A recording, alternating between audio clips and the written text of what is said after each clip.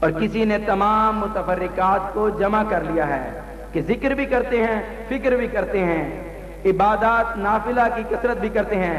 وہ ایسے مرد ہیں کہ ان کو تجارت اور کاروبار اللہ کی یاد سے غافل نہیں کرتے۔ بزرگوں کی محبت کی تاکید فرماتے ہیں کہ میں تم کو سختی کے ساتھ وصیت کرتا ہوں کہ دین کے فرائض و واجبات کا علم حاصل کرنے کے بعد ان کی صحبت اختیار کرو،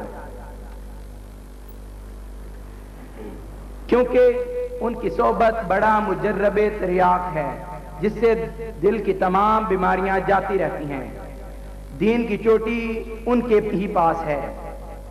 صدق و صفا، ذوق و وفاداری، دنیا و آخرت سب الگ ہو کر اللہ تعالیٰ کی طرف یکسو ہو جانا انہی کا کام ہے۔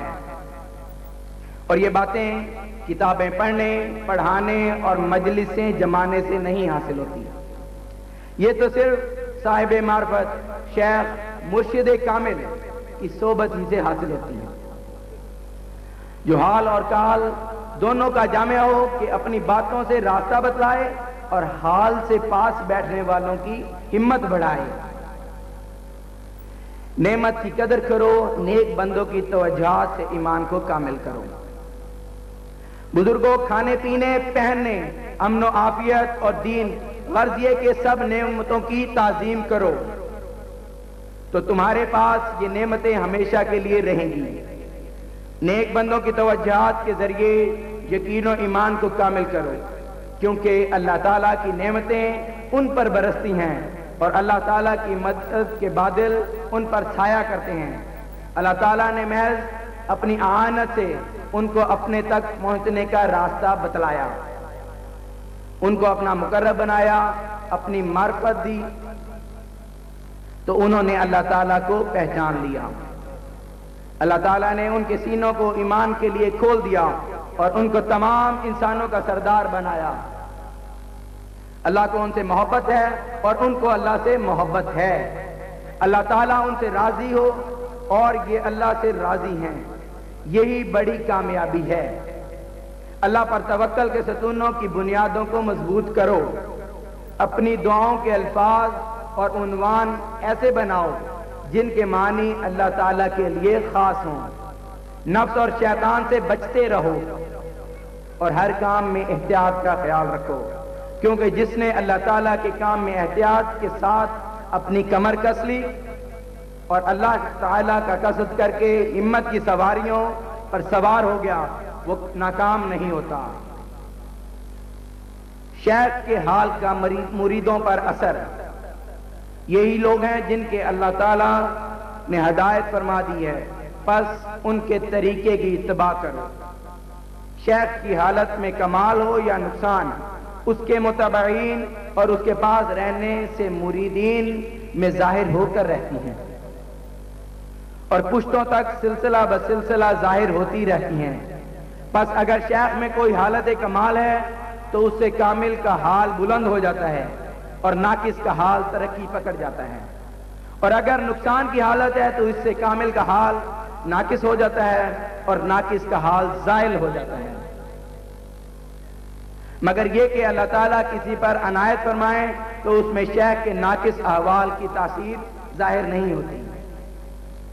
تخم تاثیر صحبت کا اثر، حضرت سید احمد رفاعی رحمۃ اللہ علیہ فرماتے ہیں کہ جو شخص 8 قسم کے لوگوں کے پاس بیٹھے گا اس میں اللہ تعالیٰ 8 باتیں زیادہ کر دیں گے۔ جو حکام کے پاس بیٹھے گا اللہ تعالیٰ اس میں تکبر اور سنگ دلی، جو مالداروں کے پاس بیٹھے گا اس میں دنیا اور دنیا کے ساز و سامان کی ہرس، جو فقراء کے پاس بیٹھے گا، جو فقراء اور درویشوں کے پاس بیٹھے گا اس میں تقدیر پر رضا، جو فقراء اور درویشوں کے پاس بیٹھے گا اس میں تقدیر پر رضا، جو میرے میں نہیں ابھی تک، اور آپ میں تو شاید قریب سے بھی نہیں گزری۔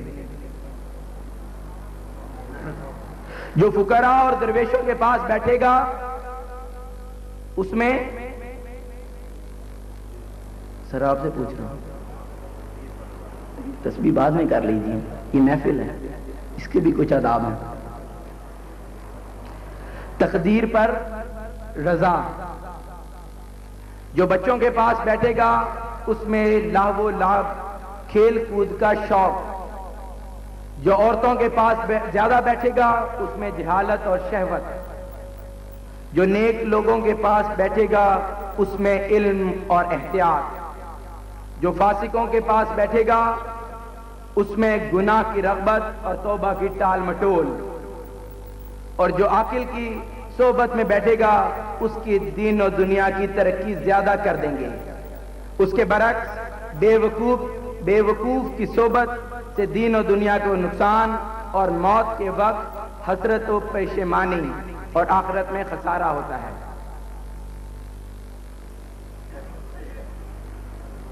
ذکر اللہ اور اہل ذکر کی مجلس، حضرت ابو رضی صحابی کہتے ہیں کہ رسول اکرم صلی اللہ علیہ وسلم نے مجھ سے فرمایا، کیا میں بتلاؤں تجھ کو کہ بنیادی چیز جس پر دین قائم ہے اور جس کے ذریعے تم دنیا و آخرت کی بھلائی کو پالو؟ فرمایا اہل ذکر کی مجلس اختیار کرو، یعنی ان کے پاس بیٹھ کر ذکر الہی کرو۔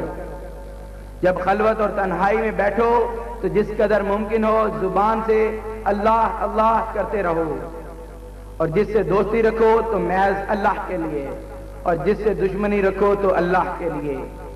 ابو رضی، تم کو خبر ہے جب کوئی اپنے گھر سے مسلمان کی زیارت کے لیے نکلتا ہے تو 70,000 فرشتے اس کے پیچھے اس کو دعائیں دیتے ہوئے چلتے ہیں اور اس پر صلوات یعنی دعائے مغفرت بھیجتے ہیں، اور فرشتے کہتے ہیں الہی اس بندے نے چونکہ محض تیرے لیے تیرے بندے کی صحبت و مجلس اختیار کی اور اس سے رابطہ و تعلق قائم کیا تو خدایا تو بھی اس سے تعلق رکھنا۔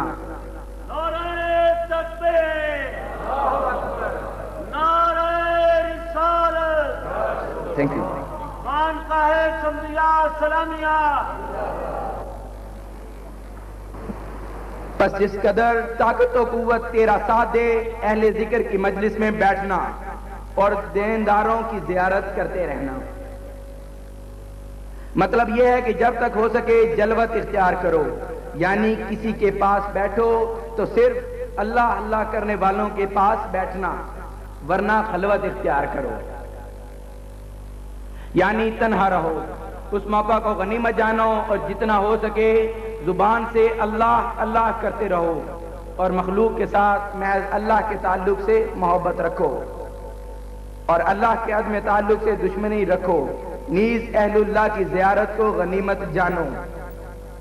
ایک دوسری حدیث میں ہے، حضرت معاذ بن جبل کا بیان ہے کہ حضرت صلی اللہ علیہ وسلم فرماتے ہیں کہ حق تعالیٰ فرماتے ہیں میری دوستی ضروری ہو گئی ان لوگوں کے لیے جو میری خاطر ایک دوسرے کے ساتھ محبت رکھنے والے ہیں، اور میری محبت لازم ہے ان لوگوں کے لیے جو میرے ذکر کے لیے ایک دوسرے کے پاس بیٹھتے ہیں اور میری خوشی کی خاطر ایک دوسرے کی زیارت کرتے ہیں اور محض میرے واسطے ثواب حاصل کرنے کے ایک دوسرے پر مال خرچ کرتے ہیں۔ اور ترمذی شریف میں اس طرح کے الفاظ ہیں، حضرت